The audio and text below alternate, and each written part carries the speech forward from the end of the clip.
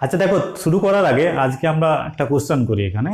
আচ্ছা বলো তো, কখন মোলারিটি আর নর্মালিটি একই হবে? ঠিক আছে। আচ্ছা, কোশ্চেনটার অ্যান্সার তোমরা কি করবে, এটাকে ওই যে কমেন্ট বক্সে ওইখানে লিখবে এটাকে। আর আরেকটা দেখো, তোমাদের বলছি আজকে আমরা কি করব, দেখো আজকে আমরা সলিউশন চ্যাপ্টার থেকে কিছু নিউমেরিক্যাল প্রবলেম নিয়ে আলোচনা করব। ঠিক আছে। তো এই নিউমেরিক্যাল প্রবলেম যেগুলো আজকে আমরা এখানে আলোচনা করব, সেই প্রবলেমগুলো দেখো আমি কি করব, পিডিএফ লিঙ্ক কিন্তু ডেসক্রিপশনে দিয়ে দেবো। ঠিক আছে, তোমরা ওটা ডাউনলোড করে নিতে পারবে। ঠিক আছে, এরপর দেখো একে একে প্রবলেমগুলো আমরা সলভ করব। ঠিক আছে, দেখো প্রথম যে নিউমেরিক্যালটা আছে সেখানে দেখো কি বলা আছে, how many millilitre of 0.1 molar HCl are required to react completely with 1 gram mixture of sodium carbonate and sodium bicarbonate containing equimolar amount of both. ঠিক আছে, তারপর প্রথমে কি করছে এখানে, যে 1 গ্রাম যে সোডিয়াম কার্বনেট আর সোডিয়াম বাইকার্বনেট মিক্সচার আছে, সেখানে কতটা সোডিয়াম কার্বনেট আর কতটা সোডিয়াম বাইকার্বনেট আছে আমরা বের করে নিচ্ছি। তো আমরা দেখো দুটো পার্টে অঙ্কটা করছি এটাকে। ঠিক আছে, তাহলে প্রথমে দেখো আমরা কোশ্চেন নাম্বার 1, তাহলে আমরা ধরে নিচ্ছি, এটাকে ধরি সোডিয়াম কার্বনেটের পরিমাণ, কত ধরে নিচ্ছি, এটা হচ্ছে x গ্রাম। তাহলে সোডিয়াম বাইকার্বনেটের পরিমাণ কত হবে, 1 মাইনাস x গ্রাম। ঠিক আছে, যদি আমরা মোল সংখ্যা বার করি, তাহলে Na2CO3 এর মোল সংখ্যা কত হবে, এটা না x/106। কেন 106? কারণ 106 হচ্ছে কি সোডিয়াম কার্বনেটের আণবিক ওজন। আর সোডিয়াম বাইকার্বনেটের কত হচ্ছে, মোল সংখ্যা কত হবে, 1 মাইনাস x/84। কেন 84 হচ্ছে সোডিয়াম বাইকার্বনেটের মোল সংখ্যা, ওজন বাই আণবিক ওজন বার করলে মোল সংখ্যাটা বার হয়। তাহলে এখন আমাদের লক্ষ্য করো যে বলা আছে দুটোর মোল সংখ্যা সমান, ইকুইমোলার। তার মানে কি হবে, এই দুটো সমান। তাহলে প্রশ্ন অনুসারে x/106 equals to 1 minus x/84। ঠিক আছে, এটা ক্যালকুলেশন করলে আসবে 84x মাইনাস ইকুয়ালস টু কত, 106 মাইনাস 106x। তাহলে কত আছে 190x ইকুয়ালস টু 106, আর x ইকুয়ালস টু 106/190 কত আছে 0.558। ঠিক আছে, তাহলে আমরা কি দেখতে পাচ্ছি এখানে, যে সোডিয়াম কার্বনেটের পরিমাণটা কত আছে, 0.558 গ্রাম আছে। ঠিক আছে, আমরা এখানে বসিয়ে দিলে মোল সংখ্যাটা পেয়ে যাবো। তো আমরা এখন বসাচ্ছি না। ঠিক আছে, এটাকে আমরা এর পরের যে পার্টে আমরা এটাকে বসাবো। এটা তো লক্ষ্য করো এখানে যে আমরা দেখো পেয়ে গেছি, দুটোই কিন্তু আমরা বসিয়ে দিলে কি কত পরিমাণে আছে আমরা পেয়ে যাবো এটা। হ্যাঁ, তো আমরা একটু পরে বসাচ্ছি ক্যালকুলেশনটাতে। তো এরপরে যেটা বলা আছে, যেখানে ওই যে how many millilitre of 0.1 molar HCl, তো how many millilitre of 0.1 molar HCl are required to react completely with 1 gram mixture of sodium carbonate আর সোডিয়াম বাইকার্বনেট। তাহলে এই যে আমাদের দাঁড়াচ্ছে সোডিয়াম কার্বনেট আর সোডিয়াম বাইকার্বনেটের সাথে রিঅ্যাক্ট করার জন্য কত মোল এই 0.1 মোলার কত ml HCl লাগবে, তো সেটা আমরা কি করে বার করবো। লক্ষ্য করো এখানে যে সোডিয়াম কার্বনেটের সাথে যদি রিঅ্যাক্ট করে Na2CO3 প্লাস HCl, তাহলে কি তৈরি হয়, NaCl প্লাস CO2 প্লাস জল, হয়তো। তাহলে এখানে লক্ষ্য রাখো, আমরা যদি ব্যালেন্স করি এটাকে, তাহলে 2HCl আসবে।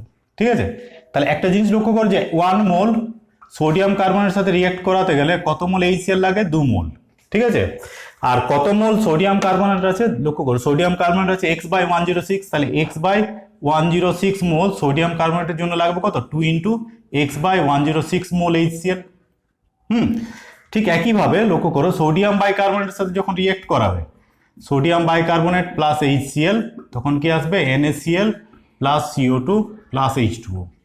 ঠিক আছে, তাহলে এখানে লক্ষ্য করো এটা ব্যালেন্স করা আছে, তাহলে এটা হচ্ছে 1 মোল সোডিয়াম বাইকার্বনেটের জন্য লাগছে 1 মোল HCl। ঠিক আছে, তাহলে এখানে লক্ষ্য করো যে এটা কত মোল আমরা সোডিয়াম বাইকার্বনেট পেয়েছি, 1 মাইনাস x/84 মোল। ঠিক আছে, এর জন্য কতটা HCl লাগবে না, 1 মোলের জন্য লাগে 1 মোল, তাহলে 1 মাইনাস x/84 মোলের জন্য লাগবে কত, 1 মাইনাস x/84 মোলই লাগবে। তাহলে মোট কত মোল HCl লাগছে, এই দুটোকে যোগ করে দেবো, এই দুটোকে, তাহলে মোট HCl এর প্রয়োজন, কতটা না হচ্ছে 2 into x/106 plus 1 minus x/84 total এত মোল। ঠিক আছে, আর আরেকটা জিনিস লক্ষ্য করো, দেখো এরপর অঙ্কটা আমাদের হয়ে যাবে কিভাবে না, এই এতটা যে আমাদের HCl প্রয়োজন, তাহলে প্রশ্নানুসারে আমরা ধরে নেব এখানে যে how many millilitre of 0.1 মোলের HCl, তো তাহলে 0.1 মোলের HCl এর মধ্যে আমাদের কতটা প্রয়োজন ধরে নিচ্ছি আমরা VmL। তাহলে আমরা এইদিকে লিখছি এখানে যে ধরি VmL 0.1 মোলার HCl প্রয়োজন, ঠিক আছে। তাহলে VmL এর মধ্যে কত মোল HCl আছে, তাহলে VmL এর মধ্যে উপস্থিত, তাহলে VmL 0.1 মোলার HCl এর মধ্যে উপস্থিত HCl এর মোল সংখ্যা কত হবে, কি করে বার করা হয় না, দেখো লক্ষ্য করো, ভি আয়তন ইন্টু মোলারিটি, তাহলে ভি ইন্টু 0.1 ডিভাইডেড বাই কত 1000, তাহলে এটা হচ্ছে তোমার কি যে VmL 0.1 মোলার HCl এর মধ্যে উপস্থিত যে HCl এর মোল সংখ্যা। তাহলে আমরা প্রশ্নানুসারে কি করবে, দুটোকে ইকুয়েট করে দিচ্ছি। হ্যাঁ, তাহলে প্রশ্নানুসারে কি হচ্ছে V into 0.1 divided by 1000 equals to কত হবে এখানে 2 into X by 106 plus 1 minus X by 84। দেখো এক্স এর মানটা আমরা বের করে রেখেছি, কত ছিল এটা 0.558, মানটা বসিয়ে দিচ্ছি এখানে। তাহলে V into 0.1 divided by 1000 equals to 2 into 0.558 divided by 106 plus 1 minus 0.558 divided by 84, ঠিক আছে। তাহলে এখানে লক্ষ্য রাখো, যদি আমরা এটাকে এখানে ক্যালকুলেশন করি তাহলে এটা বার হবে কত 0.01576, ঠিক আছে। তাহলে এতএব আমরা ভি সমান কত পাবো 0.01576 ইন্টু 1000 ডিভাইডেড বাই 0.1, তাহলে এটা ভ্যালুটা কত পাবো এখানে 157.6 ml। তাহলে প্রয়োজনীয় HCl এর আয়তন কত হচ্ছে এখানে 157.6 ml, এটাই আমাদের কাছে অ্যান্সার, ঠিক আছে। দেখো সেকেন্ড প্রবলেমটা আমাদের কি বলা আছে, a solution of glucose in water is labelled as 10% weight by weight, what would be the molality and mole fraction of each component of the solution. তাহলে একটা দেওয়া আছে কি কোশ্চেন নাম্বার 2 তে কি দেওয়া আছে না 10% ওয়েট বাই ওয়েট গ্লুকোজের দ্রবণ, গ্লুকোজের জলীয় দ্রবণ। তাহলে প্রথম যেটা আমাদের জিজ্ঞেস করেছে যে দ্রবণটার মোলালিটি কত, ঠিক আছে। প্রথম বার করবে কি দ্রবণটার মোলালিটি কত, তারপর আমরা বার করবো প্রত্যেকটা উপাদানের মোল ভগ্নাংশ কত হচ্ছে। তাহলে 10% ওয়েট বাই ওয়েট মানে কি, দেখো একটা জিনিস আমরা ডেফিনেশন থেকে পেয়ে যাব, অর্থাৎ কি 100 গ্রাম দ্রবণে দ্রবীভূত আছে কতটা গ্লুকোজ বলো 10 গ্রাম গ্লুকোজ, ঠিক আছে। এবার একটা জিনিস লক্ষ্য করো, আমাদের মোলারিটি বার করতে গেলে আমাদের কি দ্রাবকের ওজনটা দরকার, দ্রবণ এখানে কিন্তু দ্রবণ আছে, তাহলে আমি দ্রবণ থেকে যদি দ্রাবটাকে বিয়োগ করে দিই তাহলে বিশুদ্ধ দ্রাবকটা পেয়ে যাব। তাহলে এতএব বিশুদ্ধ দ্রাবকের বা বিশুদ্ধ জলের ওজন কত পাচ্ছি এটা না 100 মাইনাস 10 মানে হচ্ছে 90 গ্রাম, ঠিক আছে। আর কি বলো এখানে যে বিশুদ্ধ জলের ওজনটা পেয়ে যাচ্ছি কত 90 গ্রাম, ঠিক আছে। আর এখান থেকে গ্লুকোজের দেখো ওজনটা দেওয়া আছে কত 10 গ্রাম, তাহলে এতএব 90 গ্রাম জলে দ্রবীভূত আছে, ঠিক আছে। কতটা দ্রবীভূত আছে গ্লুকোজ 10 গ্রাম মানে কত মোল না 10 এর 180 মোল গ্লুকোজ, তো মোল বা গ্রাম মোল গ্লুকোজ,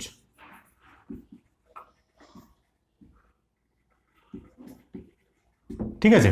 তাহলে আমাদের বার করতে হবে 1000 গ্রাম, তাহলে 1000 গ্রাম জলে দ্রবীভূত আছে কতটা না 10 ইন্টু 1000 ডিভাইডেড বাই 180 ইন্টু 90, ঠিক আছে। তাহলে এটাকে দেখো যদি আমরা ক্যালকুলেশন করি এখানে শূন্যগুলো কেটে যাবে এটাকে, তাহলে ক্যালকুলেশন এটাকে যদি করা হয় তাহলে আমরা পাবো এখানে কত 0.617 গ্রাম মোল, ঠিক আছে। তাহলে আমরা কি জানি এটা 1000 গ্রাম বিশুদ্ধ দ্রাবকে যত গ্রাম মোল দ্রাব দ্রবীভূত থাকে সেটা হচ্ছে কি ওই দ্রবণের মোলালিটি। তাহলে আমাদের এতএব দ্রবণটির মোলালিটি কত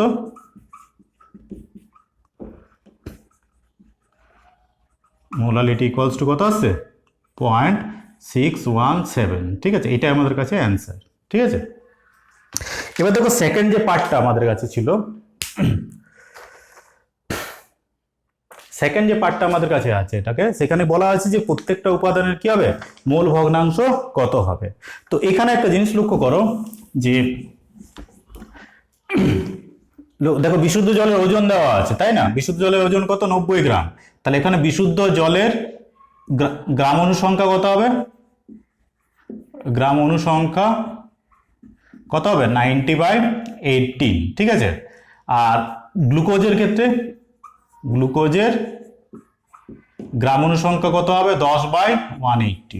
তাহলে এখানে কাটাকাটি করলে কত হবে, 18×5 কাটছে, তাহলে 1/18, ঠিক আছে। তাহলে আমাদের দেখো, আমরা যদি গ্লুকোজের মোল ভগ্নাংশটা বার করি, মোল ভগ্নাংশ কার, গ্লুকোজ, তাহলে কত হবে এটা না, গ্লুকোজ কত মোল আছে, 1/18, আর টোটাল মোল সংখ্যা কত হচ্ছে 5 + 1/18, কত আসবে এখানে 1/18, এটা 90 + 1/18, 18 কাটবে, তাহলে আসবে 1/9.01, ঠিক আছে। ঠিক একইভাবে আমরা বার করব কার মোল ভগ্নাংশ, জল, এক্স জল, এটা কত বার হবে এখানে, এটা বেরিয়ে যাবে কত এখানে, যে কত মোল জল আছে এখানে 5 মোল, তাহলে 5 / 5 + 1/18 কত আছে, 5/90 + 1/18, ঠিক আছে। তাহলে কত আসবে এখানে, তাহলে 5 × 18/91, 90/91, এটা আসছে কত, 0.99, ঠিক আছে।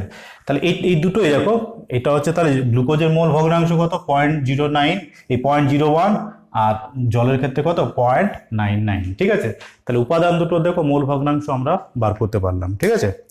তো এরপরে দেখো, এর পরের পার্টটাতে কি দেওয়া আছে এখানে, এর পরের পার্টটাতে দেওয়া আছে, if the density of solution is 1 gram per ml, then what shall be the molarity of the solution, ঠিক আছে। এবার ডেন্সিটি দেওয়া আছে, ডেন্সিটি দেওয়া থাকলে তাহলে আমরা মোলারিটিটা কি করে বার করবো, মোলারিটি বের করেছি, তাহলে মোলারিটি কি করে বার করব, ঠিক আছে। দেখো আমরা এই ডেফিনেশনটাকেই কাজে লাগাবো, এই জায়গাটা মুছে দিচ্ছি এখানে, আমরা ডেফিনেশনটাকেই কাজে লাগাবো। এই ডেফিনেশন অনুসারে লক্ষ্য করে, এটা দ্রবণ কতটা আছে, 100 গ্রাম। তাহলে আমরা একটা জিনিস জানি, কি জানি বলতো, যে ঘনত্ব D = m/v, তাহলে v = কত হবে, m/d, ঠিক আছে। v = কত হবে, m/d, ভর বাই ঘনত্ব, সেটা হলে আমরা কি আয়তনটা পেয়ে যাবো। তাহলে আমরা এখানে দেখো দেওয়া আছে ডেনসিটি কত দেওয়া আছে, এখানে আমাদের ডেনসিটি দেখো দেওয়া আছে 1.2 গ্রাম পার ml, এটা হচ্ছে ডেনসিটি তোমার দেওয়া আছে। তাহলে আমরা 100 গ্রামের আয়তনটা কত পাবো না, 100/d ml। তাহলে দ্রবণে দ্রবীভূত আছে কতটা, দেখো কতটা গ্লুকোজ না, 10^180 মোল গ্লুকোজ, 10^180 গ্রাম মোল গ্লুকোজ, গ্রাম মোল গ্লুকোজ, ঠিক আছে, ঠিক আছে। তাহলে 100/d ml দ্রবণে দ্রবীভূত আছে কি 10/180 ml, 10/80 গ্রাম অনু গ্লুকোজ। তাহলে একে কত, আর 1000 ml, তাহলে 1000 ml দ্রবণে দ্রবীভূত আছে কতটা, 10 × 1000 ডিভাইডেড বাই কত আসবে, 180 × 100, উপর চলে যাবে কি d, এত গ্রাম মোল গ্লুকোজ। তাহলে d এর মানটা বসিয়ে দিয়েছি, তাহলে 1 × 1000 × 1.2 ডিভাইডেড বাই 180 × 100, তাহলে 3টে শূন্য কেটে গেল এটা, হ্যাঁ। তাহলে উপর হচ্ছে 12 আর নিচে হবে 18, তাহলে 6 × 2 = 12, 6 × 3 = 18, 2 এর 3, তাহলে এটা কত আছে 0.67, পয়েন্ট আমরা কত হবে 67, ঠিক আছে। তাহলে এতএব দ্রবণটির মোলারিটি, এতএব দ্রবণটির মোলারিটি = 0.67, এটাই আমাদের অ্যান্সার আসবে, ঠিক আছে। এটা হচ্ছে আমরা কি 2 নাম্বার প্রবলেমটা যে কমপ্লিট সলিউশন। এটা দেখো থার্ড যে প্রবলেমটা বলা আছে, সেটা বলা আছে concentrated nitric acid used in laboratory work is 68% by mass, ঠিক আছে। তার মানে এটা দেওয়া আছে 68% ওয়েট বাই ওয়েট, ঠিক আছে, পার্সেন্টেজে দেওয়া আছে, ওয়েট বাই ওয়েট পার্সেন্টেজে দেওয়া আছে। What should be the molarity of such sample of the acid if the density of the solution is 1.504 gram per ml। দেখো ডেনসিটি দেওয়া আছে, আর এখানে কি ওয়েট বাই ওয়েটে তোমার কি ওর পার্সেন্টেজটা দেওয়া আছে, ঠিক আছে, পার্সেন্টেজ স্ট্রেনথটা দেওয়া আছে, আমাকে মোলারিটি বার করতে হবে। এই অঙ্কটা আগের মতো নেই। তো দেখো এটাকে কোশ্চেন নাম্বার এখানে 3তে কি বলা আছে এখানে, তাহলে নাইট্রিক অ্যাসিড কত বলেছে 68%, weight by weight nitric acid. ঠিক আছে, তাহলে এখানে আর কি দেওয়া আছে এটাতে? এটা দেওয়া আছে ডেনসিটি দেওয়া আছে 1.504 গ্রাম পার এমএল। এটা তোমার ডেনসিটি দেওয়া আছে, বার করতে হচ্ছে মোলারিটি। মোলারিটি তোমার কত হবে? তো আমরা দেখো এটা সূত্র অনুসারেও করতে পারি, নাহলে অ্যাকচুয়ালি ডেফিনেশন থেকেই আমরা করে নিতে পারবো। ঠিক আছে, কি করে নেবো দেখো, এখানে এটা কি ওয়েট বাই ওয়েট মানে কি 100 গ্রাম দ্রবণে আছে 68 গ্রাম নাইট্রিক অ্যাসিড। তাহলে আমরা করে নিচ্ছি এটাকে যে এতএব 100 গ্রাম দ্রবণে উপস্থিত NH3 এর ওজন কত? 68 গ্রাম। ঠিক আছে, তো আমরা একটা কাজ করব, এখানে আমাদের যেহেতু মোলারিটিতে আয়তন দরকার দ্রবণটা, তাহলে আমরা কি করবো এটাকে, যে ওজনটাকে আমরা কি ঘনত্ব দিয়ে ভাগ করে দেবো। তাহলে অটোমেটিক্যালি এটা কি হবে, এটা 100/1.504, তাহলে ml দ্রবণে উপস্থিত HNO3 এর, আমরা এটা মোল সংখ্যা দরকার। মোল সংখ্যা কত হবে? আমরা এই নাইট্রিক অ্যাসিডের আণবিক ওজন দিয়ে ভাগ করে দেবো। আণবিক ওজন কত? এটা 63, তাহলে এত মোল। ঠিক আছে, তাহলে মোল সংখ্যা তো 68/63, তাহলে আমরা বার করবো কত? তাহলে 1000 ml কতটা? তাহলে এত 1000 ml দ্রবণে উপস্থিত HNO3 এর মোল সংখ্যা কত আছে না, এটা আছে তোমার 68 × 1000 ডিভাইডেড বাই 63 × 100, আর উপরে দেখো 1.504টা চলে যাচ্ছে, 62.23। ঠিক আছে, তাহলে এত দ্রবণটির মোলারিটি ইকুয়ালস টু কত আসছে? 62.23। ঠিক আছে, এটাই আমাদের কাছে অ্যান্সার। এটা হচ্ছে প্রবলেম নাম্বার 3, যেটা সলিউশন। দেখো প্রবলেম নাম্বার 4 এ কি দেওয়া আছে? প্রবলেম নাম্বার 4 এ দেওয়া আছে, a solution is obtained by mixing 300 gram of 25% solution and 400 gram 40% solution by mass. Calculate the mass percentage of the resulting solution. অর্থাৎ দেখো কোশ্চেন নাম্বার 4 এ কি বলছে এখানে, দেখো প্রথম দ্রবণটা নেওয়া হয়েছে কতটা? প্রথম দ্রবণটা নেওয়া হয়েছে এখানে 300 গ্রাম, তাহলে 300 গ্রাম 25% ওয়েট বাই ওয়েট। আর আরেকটা নেওয়া হয়েছে 400 গ্রাম 40% ওয়েট বাই ওয়েট। ঠিক আছে, তাহলে এই অনুপাতে যদি মিক্স করা হয়, তাহলে যে সলিউশনটা তৈরি হবে ওভারঅল, তার পার্সেন্টেজ স্ট্রেংথ কত হবে। ঠিক আছে, তাহলে একটা জিনিস লক্ষ্য করো, দ্রবণটা যখন তৈরি হবে তাহলে কি হবে, দ্রাবকের পরিমাণটা বাড়বে, আর দ্রাবের পরিমাণটা বাড়ছে এটাকে। তাহলে আমার টোটাল আমি বের করে নেবো যে মোট যে সলিউশনটা তৈরি হচ্ছে, মোট সলিউশন কত হবে না, মোট সলিউশনটা লক্ষ্য করো যে এটা 300 গ্রাম, এটা 400 গ্রাম, তাহলে মোট সলিউশনটা হবে কত? 700 গ্রাম। তাই 700 গ্রাম সলিউশনের মধ্যে দ্রাব কতটা আছে, কত গ্রাম দ্রাব আছে আমরা আগে বের করে নেবো। ঠিক আছে, তাহলে একটা জিনিস লক্ষ্য করো, 300 গ্রাম 25% ওয়েট বাই ওয়েট, এই দ্রবণের মধ্যে দ্রাবের পরিমাণ কত?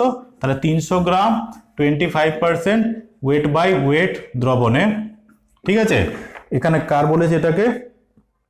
দ্রবণে দ্রাবের পরিমাণ কত হবে বলো না, দ্রাবের পরিমাণ 300 × 25/100 এত গ্রাম। ঠিক আছে, তাহলে কেটে দিচ্ছি এটা, তাহলে কত? 75 গ্রাম। ঠিক একইভাবে 400 গ্রাম কত আসছে? এটা 40%, 400 গ্রাম 40% ওয়েট বাই ওয়েট দ্রবণে দ্রাবের পরিমাণ কত আসছে এখানে? তাহলে আবার হবে 400 গুণিত কত আসবে? 40/100 গ্রাম। ঠিক আছে, তাহলে কাটছে এখানে, তাহলে 160 গ্রাম। তাহলে এখানে মোট দ্রবণ কত না, লক্ষ্য করে এখানে মোট দ্রবণ হচ্ছে কত? 400, 300 আর 4 700। এর মধ্যে কতটা দ্রাব আছে এখানে? এটা হচ্ছে 75 আর এটা হচ্ছে 160। তাহলে এত মোট, এবার মিশ্রণের মোট মাস পার্সেন্ট রেজাল্টিং সলিউশন। ঠিক আছে, তাহলে মিশ্রণের শতকরা মাত্রা কত হবে বলো না, কতটা দ্রাব আছে? দ্রাব রয়েছে তোমার 75 + 160, আর দ্রবণ কতটা? 300 + 400। ঠিক আছে, এটা কি পার্সেন্টেজ বার করছি মানে কত? এটা 100 দিয়ে গুণ করবো। শতকরা মাত্রা কত দাঁড়াচ্ছে? উপরে তোমার আসছে 5, 13, 3 হাতের 1 2, 235/700 গুণিত 100, কাটছে এটা, তাহলে কত হবে? 235/7। এটাকে ক্যালকুলেশন করলে তোমার কত আসবে? 33.33 33.57, ঠিক আছে। তাহলে এতএব দ্রবণটির শতকরা মাত্রা হচ্ছে কি 33.57, ঠিক আছে। এটা হচ্ছে তোমার কি অঙ্কটায় এটাই চেয়েছিল অ্যান্সারটা। দেখো কোশ্চেন নাম্বার 5-এ কি চেয়ে, A sample of drinking water was found to be severely contaminated with chloroform supposed to be a carcinogen. The level of contamination was 15 ppm by mass, ঠিক আছে। তাহলে এখানে কি দেওয়া আছে এটাকে, যে CaCl3 এর গাঢ়ত্ব কত দেওয়া আছে, এটা দেওয়া আছে এখানে কত দেওয়া আছে 15 ppm বাই মাস। তাহলে বাই মাস যদি করা হয় তাহলে ডেফিনেশন অনুসারে তোমার কি হবে বলো, যে ppm এর ডেফিনেশন হচ্ছে কি 10⁶ গ্রাম দ্রবণে উপস্থিত ক্লোরোফর্মের ওজন কত হবে 15 গ্রাম, ঠিক আছে। তো এখানে আমাদের বার করতে কি বলেছে, express this in percent by mass, অর্থাৎ ওজন শতকরা মাত্রাতে এটা আমাদেরকে বার করতে বলেছে। তাহলে লক্ষ্য করো 10⁶ গ্রামে দ্রবীভূত আছে কতটা 15 গ্রাম। তাহলে আমাকে বার করছে যদি শতকরা মাত্রা বার করতে হয় তাহলে আমার বার করতে হবে 100 গ্রাম। তাহলে আমাকে বার করতে হবে অতএব 100 গ্রাম দ্রবণে উপস্থিত ক্লোরোফর্ম কতটা, এর ওজন হচ্ছে কত 15 বাই, তো দেখো 15 ইন্টু 100 ডিভাইডেড বাই কত 10⁶ গ্রাম। তাহলে কত আসছে বলে এখানে দেখো, এটা যদি ক্যালকুলেশন করা হয় এখানে দুটো শূন্য কাটবে, তাহলে 10⁴ থাকছে, হ্যাঁ। তাহলে পরে থাকছে 15 ইন্টু 10⁻⁻4 গ্রাম, বা এটা হচ্ছে 1.5 ইন্টু 10⁻⁻5 গ্রাম। তাহলে এতএব দ্রবণটির ওজন কত, দ্রবণটির শতকরা মাত্রা কত, মাত্রা কত হচ্ছে এটা না 1.5 ইন্টু 10⁻⁻5, এটা হচ্ছে কি ওয়েট বাই ওয়েট। এটা হচ্ছে তোমার দ্রবণটা শতকরা মাত্রা কিসে, ওয়েট বাই ওয়েটে, ঠিক আছে। এবার দেখো সেকেন্ড পার্টটা বলেছে ডিটারমাইন দ্য মোলালিটি বলেছে, molality of chloroform in water sample, ঠিক আছে। তাহলে মোলালিটি আমাকে বার করতে গেলে আমাকে কি বার করতে হবে না, এখানে বিশুদ্ধ দ্রাবক কতটা আছে আর তার মধ্যে কত মোল দ্রাব দ্রবীভূত, অর্থাৎ 1 কেজি বা 1000 গ্রাম বিশুদ্ধ দ্রাবকে কত মোল ক্লোরোফর্ম দ্রবীভূত আছে, ঠিক আছে। তাহলে দেখো এখানে এই যে ডেফিনেশনটা আমরা দেখতে পাচ্ছি, এই ডেফিনেশনটাকে আমরা কাজে লাগাবো এখানে। তো এখানে দ্রবণ কত দেওয়া আছে 10⁶ গ্রাম, ঠিক আছে। তাহলে এই দ্রবণের মধ্যে দেখো একটা জিনিস লক্ষ্য করো, এই যে দ্রবণটা, তাহলে এই দ্রবণের মধ্যে দ্রাবক কতটা, তাহলে বিশুদ্ধ জল কতটা না 10⁻⁻6 মাইনাস 15 গ্রাম, ঠিক আছে। এবার একটা জিনিস 10⁶ 10 লক্ষ থেকে 15 বিয়োগ করলে তোমার কি হবে, বিয়োগফলটা অত্যন্ত কম হবে। তাহলে আমরা এটাকে অ্যাপ্রক্সিমেটলি ইকুয়াল টু আমরা কিন্তু 10⁶ গ্রামেই লিখবো, ঠিক আছে। এটা কত লিখছি আমরা 10⁶ গ্রামেই লিখছি, ঠিক আছে। এটা অ্যাপ্রক্সিমেশন করে আমরা 15টাকে বাদ দিয়ে দিচ্ছি। আর এখানে হচ্ছে তোমার কি দেখো যে ক্লোরোফর্ম CaCl3 এর মোল সংখ্যা কত হবে বলো না, দেখো 15 বাই কত হবে, ক্লোরোফর্মের দেখো আণবিক ওজনটা কত CaCl3 এর আণবিক ওজনটা হচ্ছে 119.5, ঠিক আছে। তাহলে আমরা কত হচ্ছে 119.5 দিয়ে ভাগ করে দেবো, ঠিক আছে। তো কি হবে দেখো তার ডেফিনেশন অনুসারে তোমার কি হবে বলো, এটা যে দেখো 10⁶ গ্রাম দ্রবণে দেখো ডেফিনেশন অনুসারে তাহলে কি হবে 10⁶, দেখো ডেফিনেশন অনুসারে তাহলে কি হবে 10⁶ গ্রাম বিশুদ্ধ জলে দ্রবীভূত আছে কত মোল 15 বাই 119.5 মোল তোমার কি আছে ক্লোরোফর্ম দ্রবীভূত আছে। তাহলে 1000 গ্রামে কতটা দ্রবীভূত আছে, তাহলে আমরা বের করে নিচ্ছি। দেখো 10⁶ গ্রাম 10⁶ গ্রাম বিশুদ্ধ জলে দ্রবীভূত আছে কত মোল দ্রাব 15 বাই 119.5 মোল দ্রাব বা ক্লোরোফর্ম, ঠিক আছে।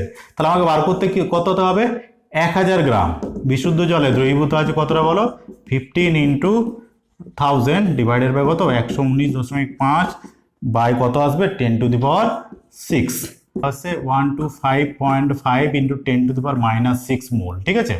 তাহলে আর একটু ক্যালকুলেশন করলে 1.25 ইন্টু 10⁻⁻4, তাহলে এতএব দ্রবণটির মোলালিটি ইকুয়ালস টু কত আছে এটা 1.25 ইন্টু 10⁻⁻4, এটা আমাদের কাছে অ্যান্সার এটা, ঠিক আছে। দেখো এখানে 6 নম্বর প্রবলেমটা আমরা আলোচনা করছি। এখানে কি বলা আছে দেখো, calculate the mass of urea required in making 2.5 KG of 0.25 molar aqueous solution. তাহলে কি দরকার এখানে, 2.5 কেজি অফ 0.25 মোলার ইউরিয়া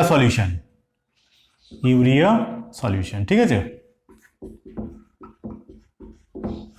তো এখানে একটা জিনিস লক্ষ্য করো যে মোলালিটি ডেফিনেশন অনুসারে, ডেফিনেশনটা ভালো করে লক্ষ্য করো যে 0.25 মোলাল মানে কি না, 1000 গ্রাম বিশুদ্ধ জলের মধ্যে কতটা ইউরিয়া আছে, 0.25 মোল ইউরিয়া রয়েছে। অর্থাৎ এখানে ডেফিনেশন লক্ষ্য করো যে 1000 গ্রাম বিশুদ্ধ জলে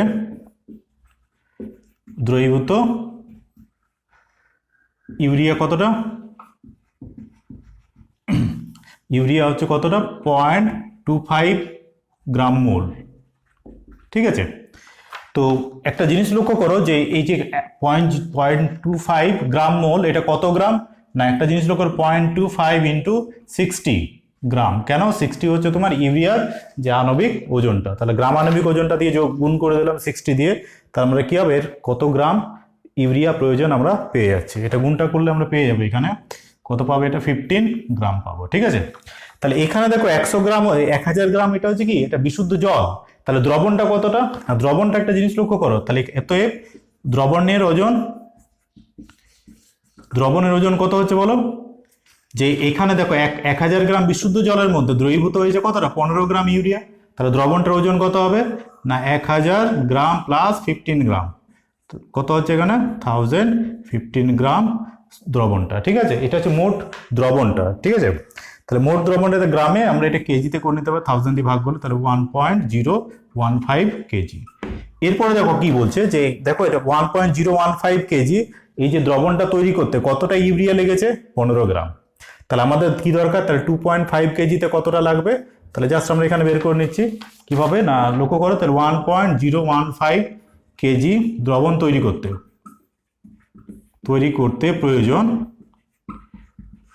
প্রয়োজন কতটা ইউরিয়া বলো, 15 গ্রাম ইউরিয়া, ঠিক আছে। তাহলে এখানে 2.5 কেজি দ্রবণ তৈরি করতে প্রয়োজন কতটা, 15 ইন্টু 2.5 ডিভাইডেড বাই কত, 1.015, ঠিক আছে, গ্রাম ইউরিয়া, 26.995 গ্রাম ইউরিয়া, ঠিক আছে। বা এটা তোমার দেখবে 27ও দেখবে অ্যান্সার নেওয়া আছে। দেখো 7 নম্বর প্রবলেমটাতে বলা আছে, determine the concentration of Na+ ion in 60 ppm Na2SO4 solution, ঠিক আছে। তো এখানে লক্ষ্য করো যে 60 ppm Na2SO4 দ্রবণ দেওয়া আছে, আর বার করতে বলছে কি এর মধ্যে Na+ আয়নের কনসেন্ট্রেশন। তো এখানে বুঝতে পারলে Na2SO4 যখন ভাঙবে, ভেঙে সলিউশনে কি হবে, দুটো করে Na+ আয়ন তৈরি করবে। তো লক্ষ্য করে আমরা কি করে বার করবো, তাহলে আবার দেখো এখানে ডেফিনেশন আমরা যদি যাই, এটাকে 60 ppm মানে কি 10⁶ গ্রাম দ্রবণে, 10⁶ গ্রাম দ্রবণে উপস্থিত Na2SO4 কতটা হচ্ছে বলো না, 60 গ্রাম, ঠিক আছে।